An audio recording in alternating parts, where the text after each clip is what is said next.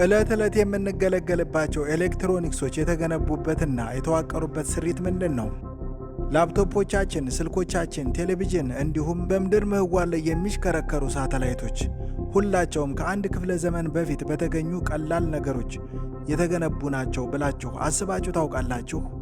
እነዚህ ቀላል የሰርኪዩት ክፍሎች ባይታወቁ ነበር ዛሬ ላይ የምንመለከታቸው የቴክኖሎጂ እምርታ ውጤቶች የሆኑትን አርቲፊሻል ኢንተለጀንስ እና ማይክሮቺፕስ መፈልሰፍ ባልተቻለ ነበር።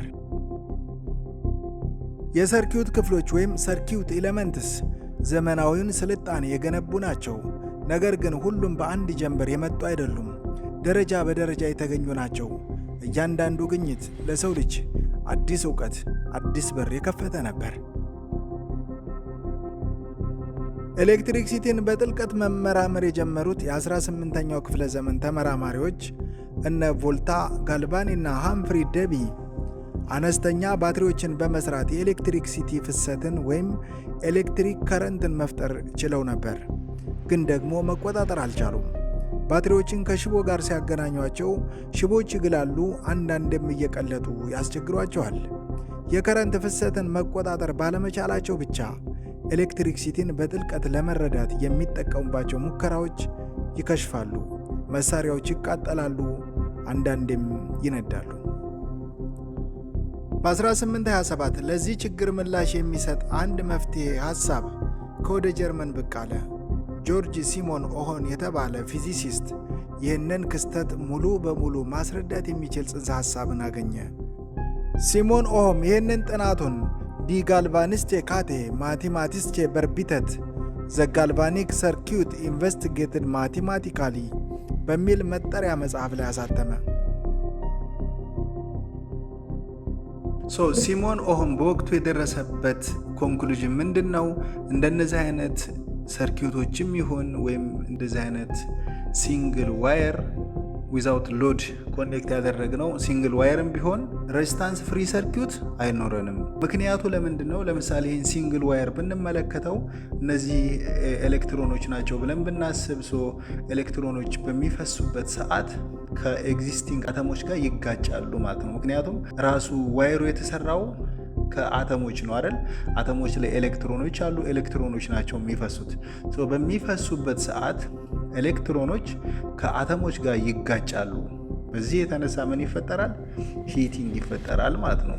ሂቲንግ ይፈጠራል። ሲሞን ኦሆም ነገሮች ለምን ይግላሉ፣ ለምን ይቃጠላሉ የሚለውን ጥያቄ ምክንያቱም ኤሌክትሪክሲቲ ዝም ብሎ አይፈስም፣ ሬዚስታንስ ፍሪ ሰርኪዩት የለም ብሎ መለሰልን። ይህ ማለት ሰርኪዩታችን ላይ ሬዚስታንስ ባናረግም እንኳን ኖርማል ገመድ የራሱ ሬዚስታንስ አለው ማለት ነው። ኮፐር ጉድ ኮንዳክተር ነው፣ ወርቅ ጉድ ኮንዳክተር ነው፣ ወይንም ደግሞ ሲልቨር ጉድ ኮንዳክተር ነው እያልን ኮንዳክቲቪቲ ኔቸራቸውን ክላሲፋይ ስናረግ ባላቸው የሬዚስታንስ ኔቸር ነው ማለት ነው። እናም ይህ ድምዳሜ በእነዚህ በሶስቱ ማለትም በከረንት፣ በቮልቴጅ እና በሬዚስታንስ መካከል ያለውን ትክክለኛውን ግንኙነት አስገኘ። እናም ሬዚስተር የኤሌክትሪክሲቲ ፍሰትን የሚቆጣጠር ትራፊክ ፖሊስ ሆነ ማለት ነው። ይህ አነስተኛ የኤሌክትሮኒክስ ክፍል በሁሉም ቴክኖሎጂዎች ላይ በመገጠም ደህንነቱ የተጠበቀ ሰርኪዩት እንዲኖረን አደረገ። ያለ ሬዚስተር በእርግጥም የኤሌክትሮኒክስ ቴክኖሎጂዎች አይኖሩም ነበር። በተመሳሳይ መልኩ ባትሪዎችን ከአነስተኛ የኤሌክትሮሜካኒካል ሴል የሰሩ ሳይንቲስቶች ኤሌክትሪክሲቲን ልክ እንደ ውሃ ማከማቸት ብንችልስ የሚል ፍላጎት አደረባቸው። እናም ኤሌክትሪክሲቲን ለጊዜው ማከማቸት ቻሉ። ይህ መሳሪያ ላይደንጀር ይባላል። የዓለማችን የመጀመሪያው ካፓሲተር ነው። ቤንጃሚን ፍራንክሊን መብረቅን በሚያጠናበት በዚያን ወቅት የተጠቀመው መሳሪያ ይህንኑ ተመሳሳይ ላይደንጀር የተባለውን ካፓሲተር ነው። ካፓሲተሮችን በተለያየ ቅርጽ ልናገኛቸው እንችላለን። ነገር ግን ሁላቸውም ያላቸው ውቅርና የሚሰሩበት መርህ ተመሳሳይ ነው። ካፓሲተሮች በሁለት ኮንዳክተሮች ላይ የኤሌክትሪክ ቻርጅን በማከማቸት በኢንሱሌተር በመነጣጠል ኤሌክትሪካል ኢነርጂን በፊልድ ውስጥ የሚያከማቹ ዲቫይሶች ናቸው።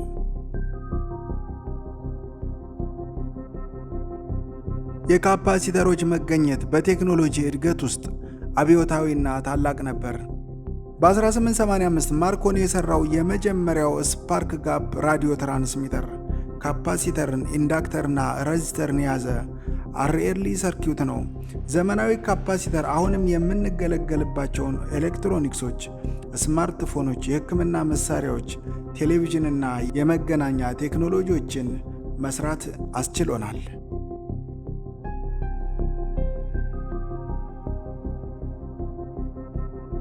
ከዚህ በኋላ እንግዲህ በሶስተኛ ደረጃ የተፈለሰፈው የኤሌክትሮኒክስ ኮምፖነንት ኢንዳክተር ነው። ደንማርካዊ ሳይንቲስት ሃንስ ክርስቲያን ኦሬስትድ ኤሌክትሪክ የሚፈስበት ሽቦ የኮምፓስ መርፌን ሲያንቀሳቅስ ተመለከተ። ሙከራው ኤሌክትሪክሲቲ ማግኔቲዝምን መፍጠር እንደሚችል ያረጋገጠ ነበር። ብዙም ሳይቆይ ሚካኤል ፋራዳይ ማግኔትን በማንቀሳቀስ ኤሌክትሪክሲቲን ፈጠረ። የሚቀያየር ማግኔቲክ ፊልድ ኤሌክትሪክሲቲን ሲፈጥር ማሳየት ቻለ። ይህም ለኢንዳክተር መፈጠር ምክንያት ሆነ። ኢንዳክተር የምንለው የኤሌክትሪክ ሰርኪዩት የተጠቀለለ ሽቦ ወይም ኮፐር ኦፍ ዋየር ነው። ኤሌክትሪካል ኢነርጂን በማግኔቲክ ፊልድ ውስጥ የሚያከማች ነው። ኢንዳክተርስ በኤሌክትሮኒክስ ውስጥ ብዙ ጠቀሜታ አለው። በከረንት ላይ የሚመጣን ፈጣን ለውጥ ይቃወማል። ሌላኛው ደግሞ ኢንዳክተሮች ያለ ንክኪ ኢነርጂን ማስተላለፍ ይችላሉ። ስልካችንን ዋየርለስ ቻርጅ ማድረግ ያስቻለን በዚህ የሰርኪዩት ክፍል የተነሳ ነው። ኦሲሌሽን እና ሪዞናንስ እንዲፈጠር ያደርጋሉ። በአጠቃላይ ኢንዳክተሮች የኤሌክትሪክ ሞተርስ፣ ጄኔሬተርስ፣ የሬዲዮ ቴክኖሎጂዎች፣ ፓወር ኮንቨርተር አንቀሳቃሽ ልብ ናቸው። ኢንዳክተር ከካፓሲተር ጋር በመሆን ይህንን አስማታዊ የሚመስል የሬዲዮ መገናኛ ፈጥረውልናል። ኤሌክትሪክሲቲ ጉልበት ሳያባክን ብዙ ርቀት መላክ የተቻለው ይህ ኢንዳክተር የተባለው ክፍል በመሰራቱ የተነሳ ነው። በ19ኛዎቹ መገባደጃ ላይ የነበሩ መሐንዲሶች በአንድ የሽቦ ጥቅል ላይ የከረንት ፍሰትን በመቀየር በሌላኛው ሽቦ ላይ ከረንት እንዲፈጠር እንደሚያደርግ ተገነዘቡ።